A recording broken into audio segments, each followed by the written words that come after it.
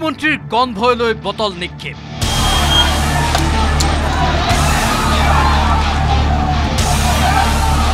খুব প্ৰতিক্ৰিয়া ন্যায় বিচাৰি সৰব বিজেপি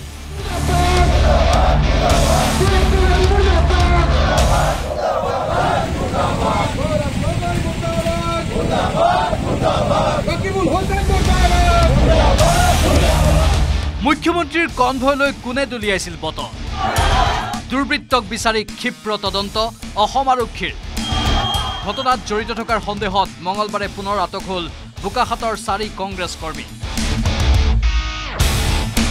বোকাখাতৰ যুৱ কংগ্ৰেছী অৰিন্দম বৰী কংগ্ৰেছ কৰ্মী প্ৰাণহৰি ফুকন পংকজ গগৈ আৰু ধন্তি ডেকাক আটক কৰি আটাইকেইজনকে জেৰাৰ বাবে গোলাঘাটলৈ লৈ যোৱা হয় আমি পূৰ্ণ গণতান্ত্ৰিক হিচাপে গৰুখুটিৰ যি গৰুৰ বিৰোধী চুৰ সেই হিচাপত আমি প্ৰতিবাদ কৰিবলৈ গৈছিলোঁ কিন্তু ইয়াত আজি আমাক কৰায়ত্ব কৰিছে চিএম ভিজিলেন্সলৈ বটল নিক্ষেপ কৰা বুলি কিন্তু আমিও গৰিহণা দিছোঁ যে সেই বটল নিক্ষেপ কৰা কাৰ্যক আমি গৰিহণা প্ৰদান কৰিছোঁ আৰু ইয়াত আজি সম্পূৰ্ণভাৱে তৃতীয় পক্ষ যে আছে এই আমি সন্দেহ কৰিছোঁ ইয়াত তৃতীয় পক্ষৰ সম্পূৰ্ণ হাত আছে উল্লেখযোগ্য যে নিশাও সৰুপথাৰ সমষ্টিৰ ৰাহুল ফুকন নামৰ এজন কংগ্ৰেছ কৰ্মীক আৰক্ষীয়ে আটক কৰিছে ইয়াৰ পূৰ্বে সোমবাৰে মুখ্যমন্ত্ৰীৰ কনভয়লৈ বটল দলিওৱাৰ সন্দেহত অসম প্ৰদেশ যুৱ কংগ্ৰেছ কমিটিৰ সাধাৰণ সম্পাদক তথা গোলাঘাট জিলা যুৱ কংগ্ৰেছৰ তত্ত্বাৱধায়ক পাৰ্থ সাৰথী বৰা গোলাঘাট জিলা যুৱ কংগ্ৰেছ কমিটিৰ সভাপতি ৰূপান্তৰ তাঁতী কৃষ্ণা চুতীয়া আৰু ৰাহুল শইকীয়া নামৰ আন 4জনক গোলাঘাট আৰক্ষীয়ে আটক কৰিছে ইফালে মুখ্যমন্ত্ৰীৰ ওপৰত আক্ৰমণ চলাব খোজাৰ আঁৰত কংগ্ৰেছৰ পৰিকল্পনা থকা বুলি দাবী কৰি ক্ষোভত উতলি উঠিছে শাসকীয় বিজেপি দল মুখ্যমন্ত্ৰীৰ কনভয়ৰ আক্ৰমণকাৰীক কঠোৰ শাস্তিৰ দাবীত ডিব্ৰুগড়ৰ বিজেপিৰ মুখ্য কাৰ্যালয়ৰ পৰা কেইবা শতাধিক বিজেপি কৰ্মী নেতাই বাহিৰ কৰিলে বিশাল প্ৰতিবাদ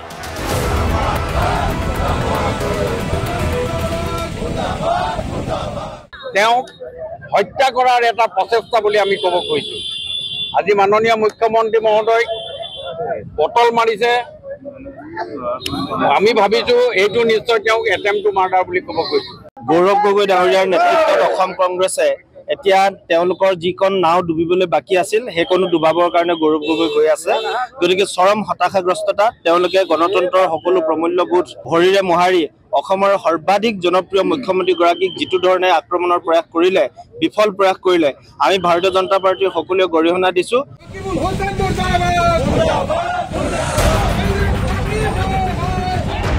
জাগিৰোড মৰিগাঁও সংযোগী পথৰ জাগিৰোড গাঁও পঞ্চায়তৰ সন্মুখতো বিজেপিয়ে বাহিৰ কৰিলে বিশাল প্ৰতিবাদী সমদল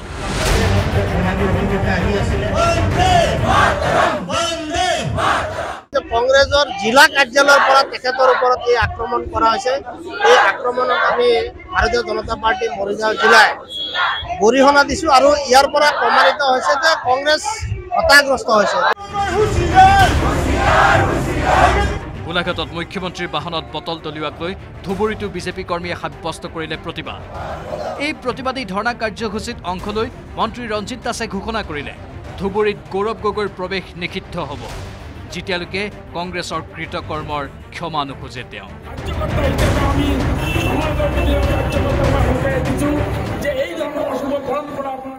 কংগ্ৰেছ দলৰ সভাপতিক আমি আহ্বান জনাইছোঁ যে যিহেতু কংগ্ৰেছ দলৰ সদস্য যিহেতু এই কাম কৰিছে গতিকে অসমবাসী ৰাইজৰ ওচৰত ক্ষমা প্ৰাৰ্থনা খোজক অন্যথা যদি ক্ষমা যদি নোখোজে আগন্তুক দিনত তেওঁক ধুবুৰী জিলাত প্ৰৱেশ নিষিদ্ধ কৰাৰ ঘোষণা কৰা হৈছে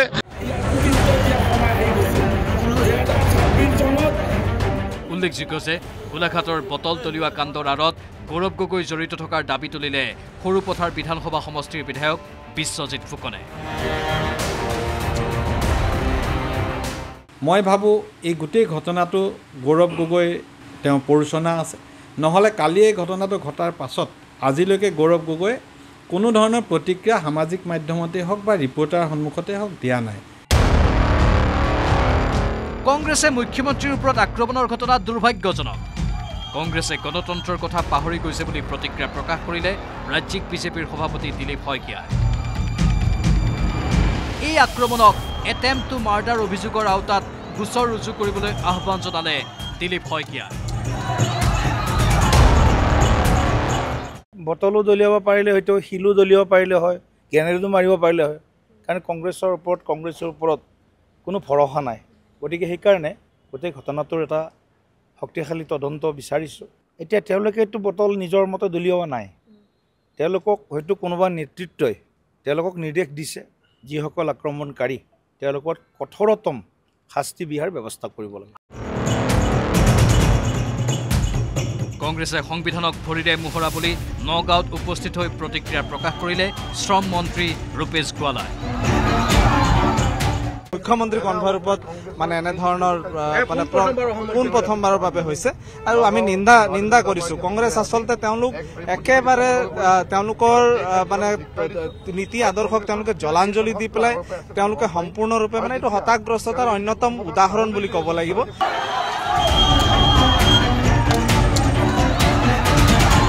চূড়ান্ত হতাশাত ভুগি কংগ্ৰেছে নক্সালৰ দৰে কাম কৰিছে বুলি আখ্যা দি প্ৰতিক্ৰিয়া প্ৰকাশ কৰিলে ঋতুপৰ্ণ বৰুৱা, কিশোৰ উপাধ্যায়কে ধৰি বিভিন্ন বিজেপি নেতা। নিৰ্বাচিত চৰকাৰৰ মাননীয় মুখ্যমন্ত্ৰীগৰাকীক কংগ্ৰেছ দলে হতাশাত ভুগি এনেধৰণে আক্ৰমণ কৰাটো অত্যন্ত দুৰ্ভাগ্যজনক। মই আগতেই কৈছোঁ যে কেতিয়াও অসমৰ ৰাজনীতিৰ ইতিহাসত গোপীনাথ বৰদলৈৰ পৰা সৰ্বানন্দ সোণোৱাল দিনলৈকে এনেধৰণৰ আচৰণ কেতিয়াও কৰা হোৱা নাই। বটল নিক্ষেপ কৰি আক্ৰমণ কৰিব চেষ্টা কৰিছিলে, আমি ধিক্কাৰ দিছোঁ। কংগ্ৰেছৰ এইটোৱে হৈছে সংস্কৃতি। আমি যোৱা সময়তে দেখা পাইছিলোঁ যিধৰণে কংগ্ৰেছে তেওঁলোকৰ চৰকাৰ যেতিয়া আছিলে শাসনকালত কি ধৰণে তেওঁলোকে অত্যাচাৰ কৰিছিলে। কংগ্ৰেছ বদমাছ দল বুলি আখ্যা দি বিৰোধী দলটোৰ সমালোচনাত মুখৰ হ'ল ৰাজ্যিক বিজেপিৰ প্ৰাক্তন সভাপতি ভৱেশ কলিতা। কংগ্ৰেছ হীনমন্যতাত ভুগিছে, তেওঁলোকে ক'ত কি কৰি ফুৰিছে হিচাপ নাই। মাননীয় মুখ্যমন্ত্ৰী মহোদয়ক তেওঁলোকে কোনো মুখ্যমন্ত্ৰীয়ে এনেকুৱা কৰিবলৈ নাপায়। কংগ্ৰেছ দলৰ নীতি জ্ঞানৰ অলপ অভাৱ হৈছে। কথাটো আহিছে যেতিয়া বদমাছ কংগ্ৰেছ, 2 নম্বৰী কংগ্ৰেছ, তেওঁলোকে এইজন মুখ্যমন্ত্ৰীজনক অপমান কৰাৰ কাৰণে ক'ত সাহস পালে। ইফালে গণতন্ত্ৰত হিংসাত্মক কাৰ্য গৰিহণাজনক বুলি মন্তব্য কৰি আক্ৰমণৰ আঁৰত যিসকলেই নাথাকক তেওঁলোকক ধিক্কাৰ দিলে ABCCৰ প্ৰাক্তন সভাপতি ভূপেন বৰায়ো।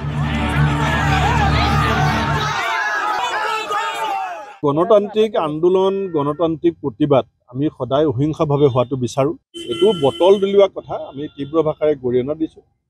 আৰু যোনেই নকৰক এইটো বেয়া কাম কৰিছে, এইটো বেয়া বুলি ক'বই লাগিব।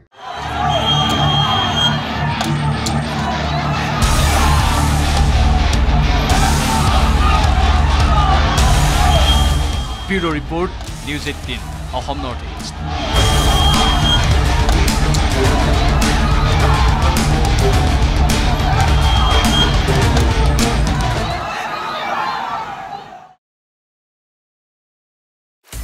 আপুনি বিচৰা বাতৰি পাব কেৱল নিউজ 18 এপত। নিউজ 18 এপ ডাউনলোড কৰিবলৈ স্কেন কৰক এই QR কোড। গুগল প্লে ষ্টৰতো পাব এই নিউজ 18 এপ।